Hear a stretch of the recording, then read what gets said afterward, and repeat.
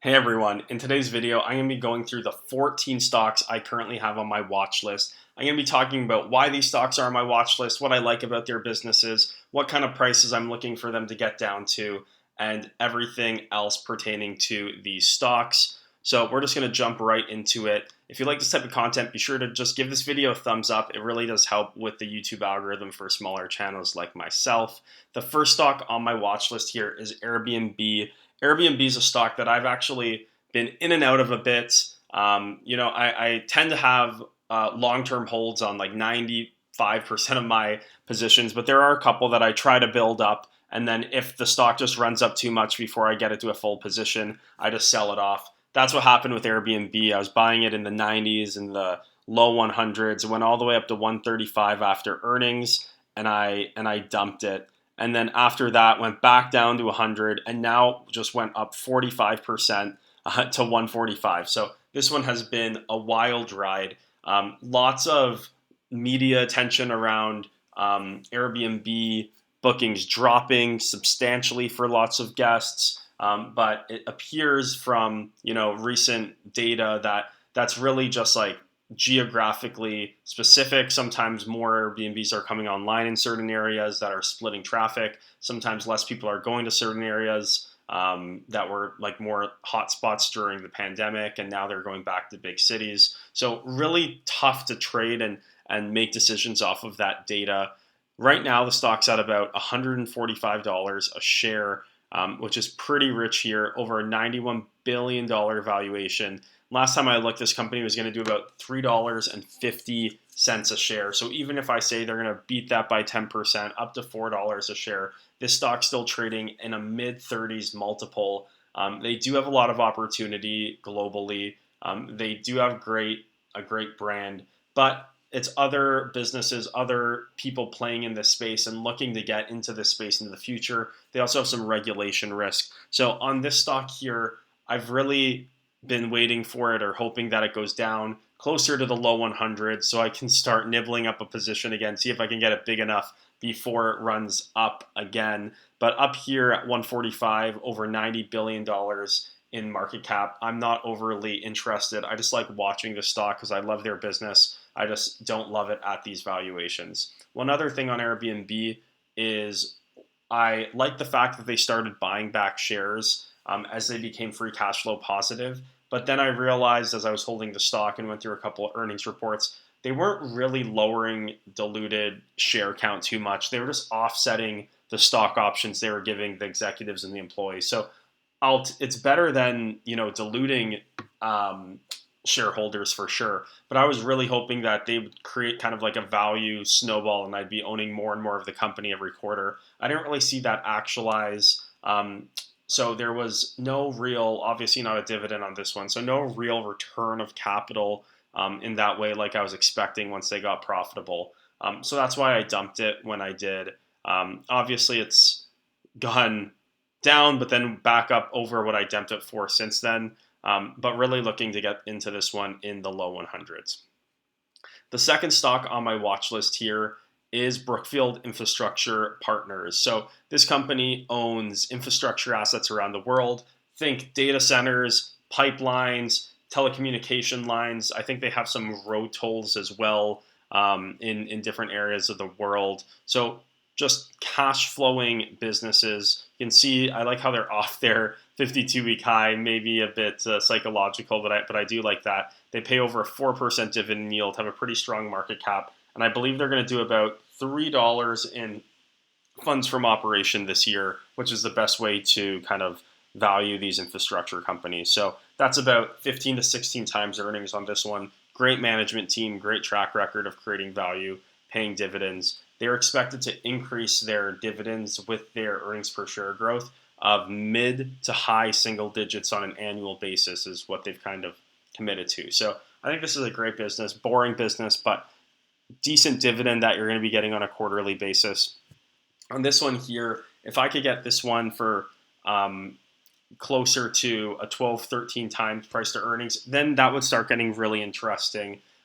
I do love some of their assets, the road tolls, the data centers, but there are some assets like pipelines and stuff like that that as I look across the market, I see other opportunities to buy those assets at like 10 times. So the fact that that's a big component of this company and I'm paying 15, 16 times for it is what rubs me the wrong way about it a bit, and why I'm hoping to get better pricing in order to pull the trigger on Brookfield Infrastructure Partners.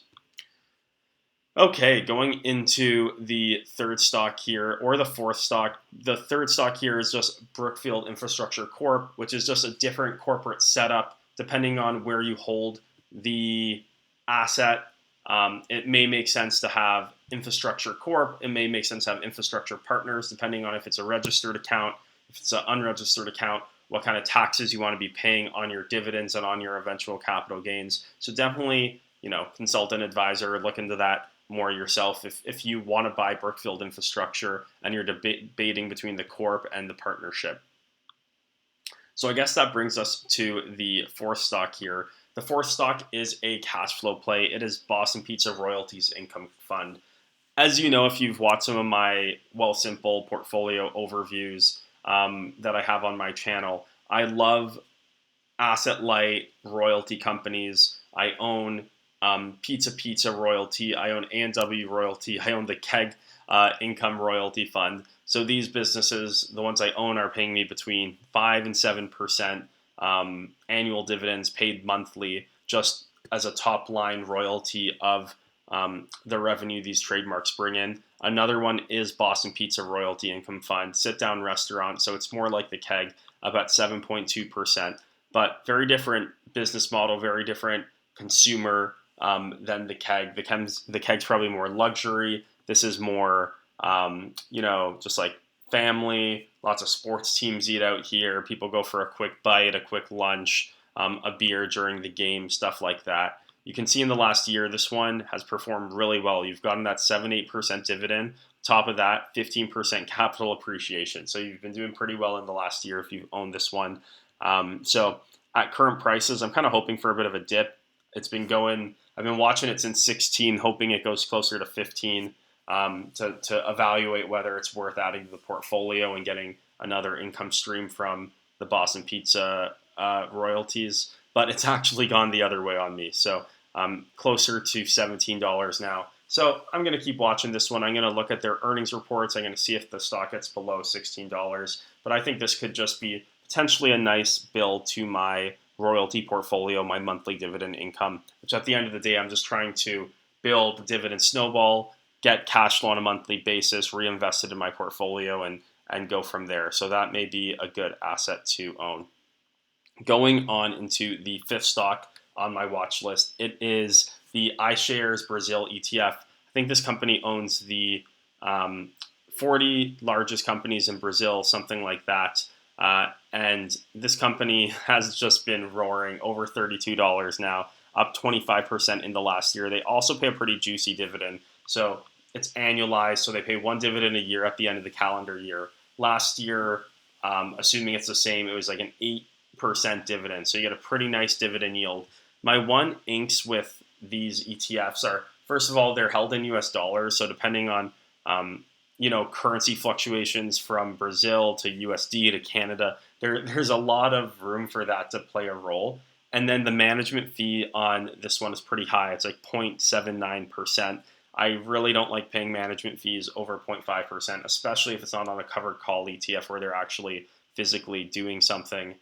So that's turned me off a bit, and then the run-up has also turned me off. So on this one, I don't know if it's the price as much as just the desire to have a more geographically diversified portfolio. I'm looking at making my portfolio more diversified with buying more companies that have international presences, like Coca-Cola as a singular example, that has a big business outside of North America. But, if I have challenges reaching external markets through separate Canadian ETFs or North American stocks, that's where this may come into play, just to hedge my portfolio geographically a little bit. So love the idea of owning a Brazil ETF. Don't love the run-up. Don't love the management fee either that I'd have to pay in order to do that.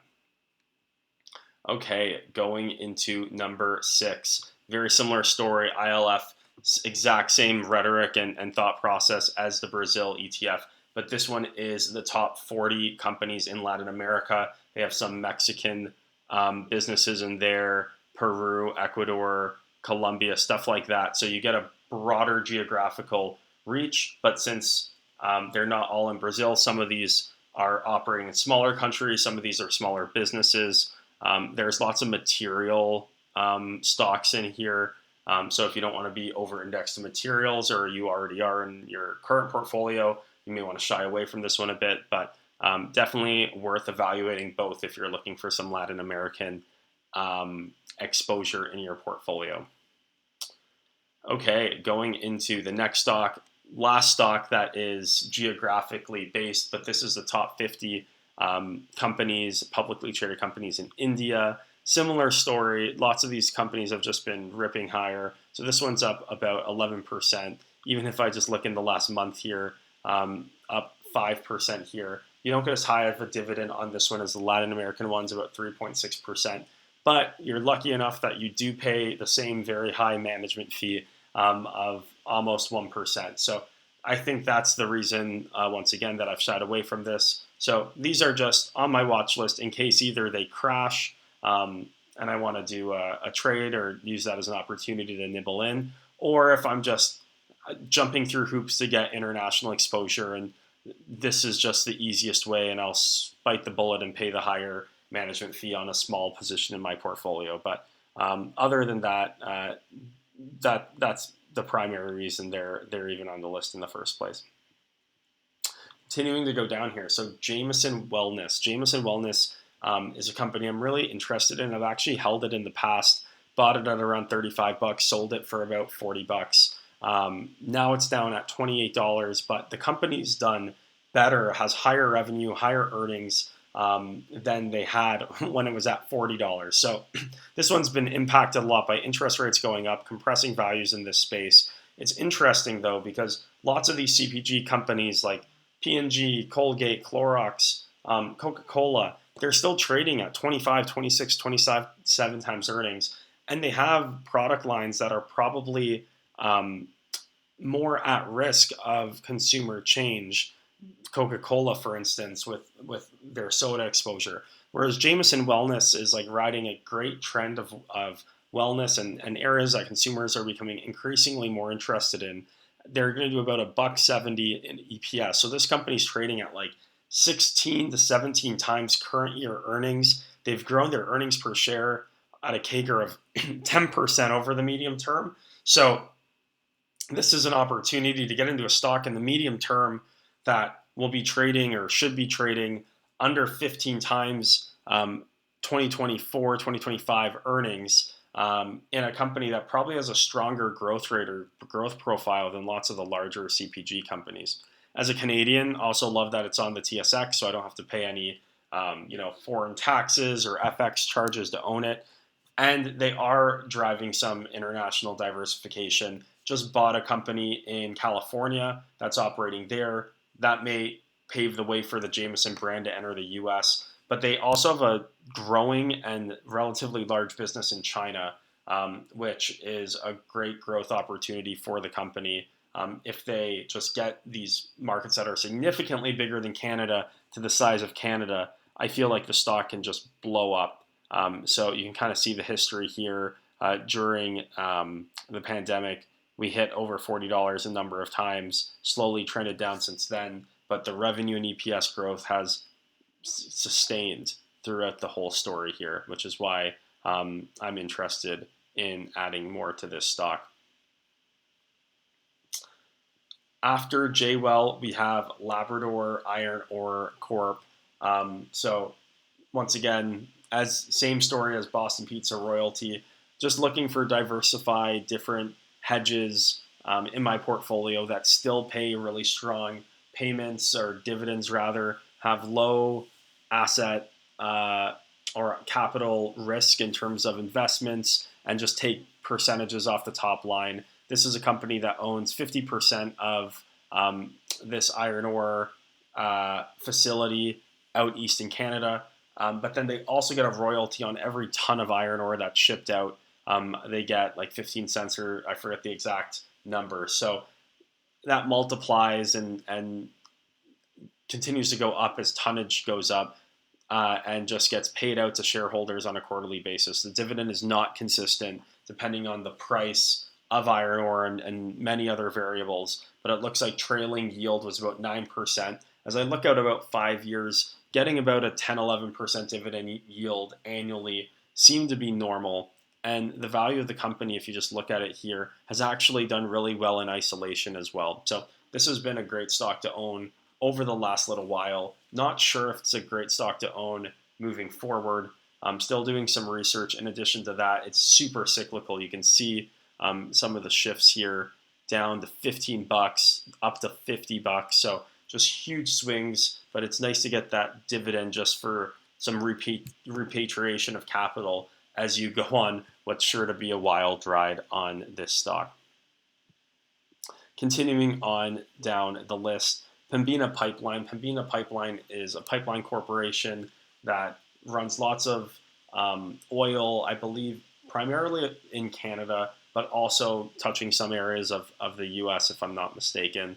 I love the company for the dividend, 6.4%, but they actually recently looked like they moved their monthly dividend, which was a big advantage for me that I really liked about the company, into a quarterly dividend. So same dividend, just made it quarterly instead of monthly, which isn't preferred by me. Looking at this stock, I like how it's on a bit of a dip here. It was about 44, 45. I think before that it was closer to $50 a share, up here at 48. And we're down just over 40. And the majority of the revenue and the earnings that they derive are through regulated contracts. So it's trading almost like a bond, like a utility stock would, for the most part, at a pretty reasonable valuation, pretty good yield on cost that you're getting to begin your journey with the company. They've also increased their dividend multiple times in the last decade. So if anything, you're getting a 6% starting yield, and it can go up from there. Obviously, with all pipeline stocks, there's the risk of leaks happening, environmental things, and that's just the cost or the risks you take on to get a above average dividend and price to earnings in terms of the capital that the investment's spitting out. But this is one that, as I look for more diversified and different types of dividend income to feed my dividend snowball that I have on the list, probably in the same ballpark as Brookfield Infrastructure Corporation. Continuing down here, some ETFs that I have. SCHD is a really popular US dividend equity ETF. Could be a good option for me to just allocate some money here, take my quarterly dividend from the broader dividend market, let's call it, or a collection of big dividend stocks. So have never owned it, but is one, or never owned it in a big way, but is one that, I considered, stopping to micromanage what exact stocks I'm buying on a day-to-day basis, maybe just allocating most of the money that I'm adding to the portfolio into ETFs like this one and some other ones to make sure I'm still getting, a nice dividend yield over 3.5%, but I'm not sucking up so much of my time deciding where to put that money every week. We're nearing the bottom of the list here. The next stock is just an S&P 500 Canadian hedged index here. So you can kind of see this one's just taken off, up 18% in the last year, up 63% in the last 5 years. And it's just a good overall market hedge. So would just use this if I wanted to maybe spend a bit less time stock picking, or maybe only stock pick with half of my money, take the other half, put into a handful of ETFs. This would probably be one that I just average into on a weekly basis or a monthly basis if I decided to take that route.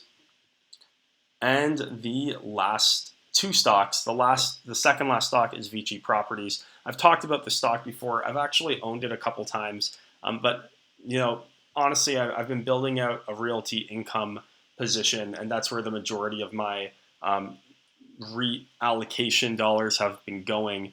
So VICI has been just put to the side a bit, And every time when I go back to Vici, it's over, like it's in a gained position. So I usually just sell, take profits, and then I consider adding it back in at a later point. But this is one that I love their business model. They're trading at about a 5% yield. They trade about 15 times their funds from operation. They have a lot of land that they're not monetizing yet, just as they still work on development plans, partners that may want to have the rights or their property extended onto those lands on the strip.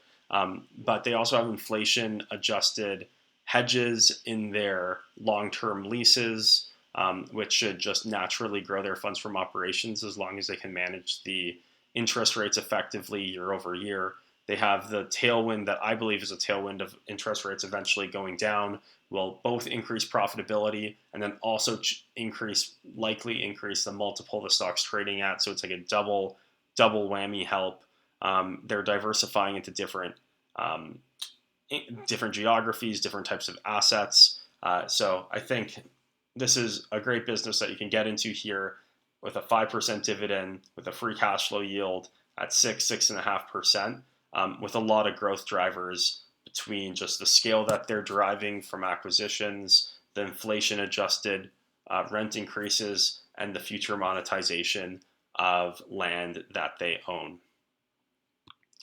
The last stock for real this time that I have on my watch list is Wyndham. Wyndham is one of those stocks that I've actually tried getting into 2 or 3 different times. Each time I try getting into it, it runs up like 7-8% in a week for no good reason whatsoever. So I've actually sold this one 2 or 3 times. Each time I think I own like 20 shares or less, so like nothing.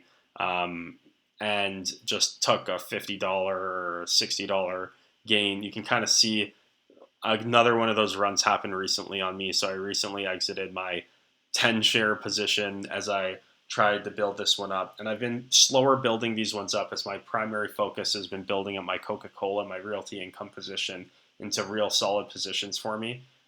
So lots of these more secondary position builds have just stalled. And as a result, I've just had the opportunity to take short-term gains and have jumped on it to fuel some of my other asset purchases. Since if a stock gets to a price that you're less excited about buying it, and you did the math and you did the research, assuming Wyndham was going to be at $64, started buying it there. If it goes to $75 in the course of a month, then you haven't built out your position. It really does change, the whole story in terms of what value you're buying in at. So that's why on some of these, I do dump it. I don't like to advertise it too much because it's such a small percentage of my portfolio that I do that with. I'd say over 90% of my portfolio, I've owned the same stocks for years. This is just on the fringes when we're talking about my watch list and stocks that I'm kind of trading in and out of as I try to bite off a good position over a quarter or a period of time of averaging in. But to get back to the point, Wyndham Hotels, I think they're going to make about $3.50 this year. So I'm trading at about 21, 22 times. That is rich, in my opinion, for a volatile industry like this where average room rates swing like crazy, where interest rates impact franchise profitability and stuff like that. So I was buying this stock when it was closer to 16, 17 times earnings, I believe, not 20 plus. They're paying a 1.8% dividend here.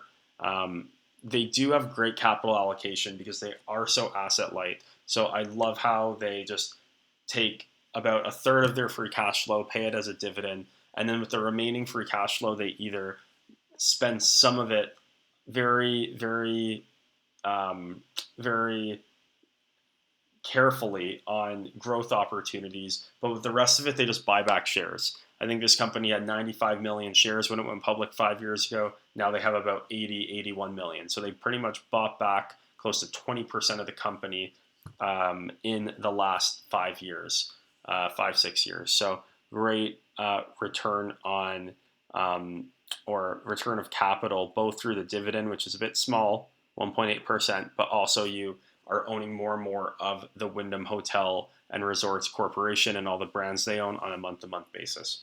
So those are the 14 stocks I own in my watch list, or on my watch list rather, that I'm watching, and why I'm watching them.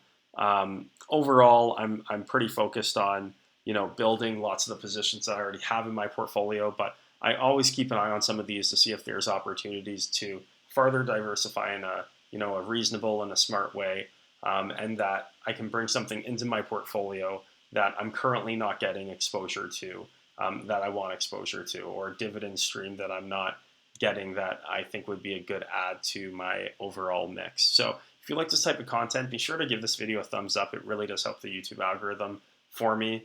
And be sure to subscribe to my channel as well if you haven't already. Thank you guys so much for watching till the end, and I'll see you guys in the next one.